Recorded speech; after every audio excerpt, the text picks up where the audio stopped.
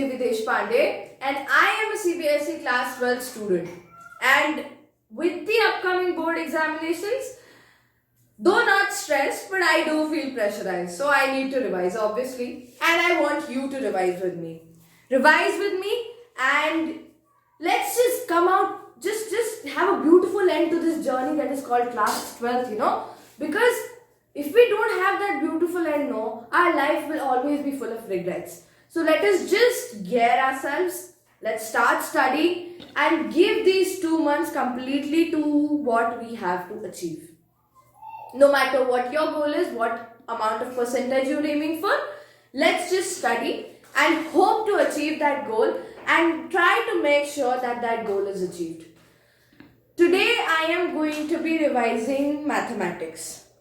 Eat that frog first, tackle the difficult subjects first, that is my principle and I do that. So revise maths with me, all of you maths students out there, and I am a PCM plus CS student. So I will be revising both all the 3 subjects, physics, chemistry and maths along with you.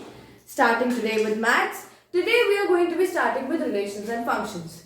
Today I am building a relationship with you as a friend who is going to be revising with you, and you'll be building your relationship with me as a friend who is revising with me. So that is our relation. Similarly, in mathematics, a relation means the same thing as it does in literature or in English. A relation is a common link between 2 separate entities which just there is some common thing with them that makes them related to each other or that links them to each other. That is what a relationship is in math as well. Sorry, not calling it a relationship, it's a relation. If we talk more about it, think of it as this way. How are 2 and 8 related? 8 is the cube of 2, right? So that is how they are related. How is 27 and 3 related? That is the 27 is the cube of 3. That is the relation. So if I were to write something like R equals to A comma B such that A is the cube root of B, then that makes A and B related. You are the cousin of some person. That makes you related to them. You are the daughter of some person. That makes you related to them. B is the cube of A. That makes it related to A. That's all about relations. Now, if you can notice, I did something there. I just represented a relation. Relations are generally represented by the set builder method or by the roster method of representing sets. Usually the set builder method is preferred because that makes it a bit more flexible, because then it does not have a fixed number of elements. You can go on as long as its domain is out there. Domain. I just used that term. I'm sure you know what a domain is from studying last year, but to all those who don't remember it, a domain is just a pool of values that you can derive the certain value of a relation from. That is the domain. Okay? Coming on to what we were studying about. This is usually how we represent a set. Some another example.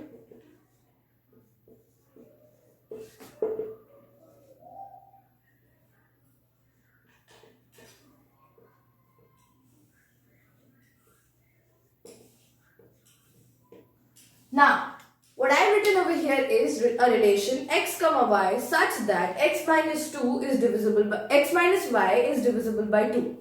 Now, what is the relation between x and y? The relation between them is that their difference is divisible by 2. So, that is how you can represent a set. That is all about representing a set. Now, if obviously there is a relation, then there are types of relations. And the 2 main types of relations that we will be focusing on and which are given in the NCERT is an empty relation and an equivalence relation. Equivalence relation has 3 subtypes which we'll be talking on as we move further. Empty relation. You are a stranger to me, I am a stranger to you. We have nothing in common. Objectively speaking, we have nothing in common. that is an empty relation, because the number of links or the number of elements that can be said to be in a relationship between us is 0. That makes it an empty relation. As simple as that. That's pretty simple. Although we don't have a use of it, but you need to know this, because since it's given in the NCERT, it can be asked by the board in a 1-marker question. And so you need to know your words. Okay? Next, coming on to what an equivalence relation is. Equivalence relation. Reflexive, symmetric and transitive. These are the 3 subtypes of an equivalence relation. Now, an equivalence relation is a relation which satisfies all 3 conditions of being reflexive, symmetric and transitive. Now you might not wonder what reflexive, symmetric and transitive are, because you know you've studied your subjects. But let's just go through them one by one so we are on the same page, and for those who don't remember what they are, they can also catch up to it. A reflexive relation. If we were to make an ordered pair of the daughters of my mother, then I am the daughter of my mother and I am a single child. So the ordered pair that would be there would be A cross A equals to Devi, Devi. I am the only daughter of my mother. So that is the ordered pair. That is the only ordered pair that is there. Does this look similar? Both the elements of the ordered pair are same. If such an ordered pair belongs to the relation that we have defined, then that makes it a reflexive relation. It is a reflexive relation if the same element in an ordered pair and that ordered pair exists in that relation. That makes it a reflexive relation. If you are an only child and, for example, you have the set of, say, A children of your parents,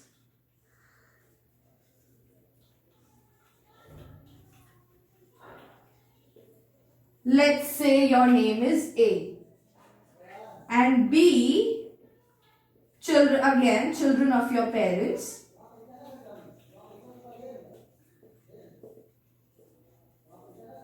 and let's say that is also A.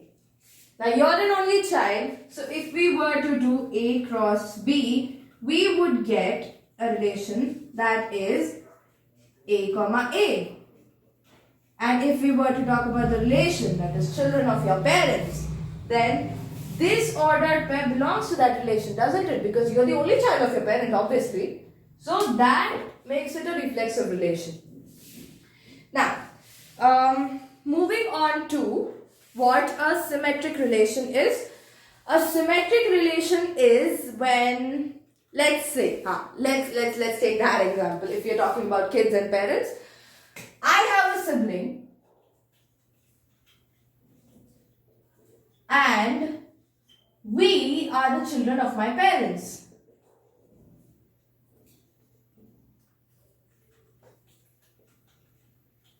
Now, if you were to denote a relation which specified the children of my parents, then it depends, depending on the order you mention the children, you will have 2 ordered pairs.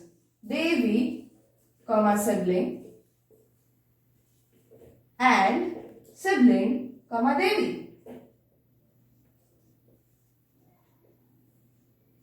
Now, looking at it this way, I think one thing is obvious, and that is that the position of these elements have been interchanged, haven't they?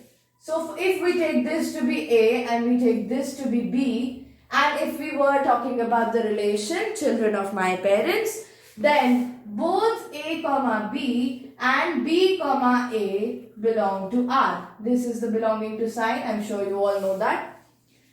That is a symmetric relation. Similarly, in if we were to talk about, say, in the terms of mathematics, I am also going to be helping you out with a question now. So pay attention, because this question is a recurring question and it helps you out. Take a relation R equals to A comma B such that mod of A minus B, you know what the modulus sign means, right? Mod of A minus B is divisible by 2. Okay? And if we were to say that you have to prove this given relation as symmetric, how would you do so? I'm here to tell you. Listen to me. First up, writing it according to the board pattern, first write what condition you are going to be proving, which is you are going to be proving the symmetry of that relation. So you're going to be writing symmetric, and the very first statement, the most important statement that you're going to write is let ordered pair A comma B belong to R. This is a set of variables that we are taking with which we are going to prove that this relation is symmetric. For the sake of simplicity, let's not take it as A comma B, let's take it as C comma D. Okay? Now, if this belongs to R, then it implies that C comma C or mod of C minus D is divisible by 2, right?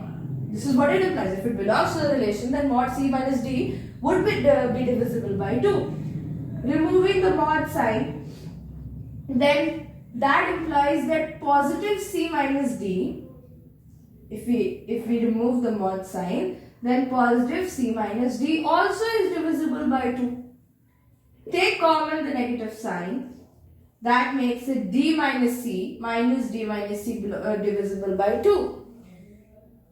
Reapply the mod sign. That gets us to D minus C divisible by 2. Mod of D minus C divisible by 2. What does that imply? I think we're at the end of the question. This implies that ordered pair D comma C also belongs to R, which implies that this relation is symmetric. Okay? No problems to those who haven't understood the question. You can reach out to me. I will be providing the details in the description of this video. Now, moving on to what transitivity of a relation is. If we were to talk about transitivity, again, if we are talking about parents and siblings, then let's say that me and my elder brother are siblings. My elder brother and his brother are siblings.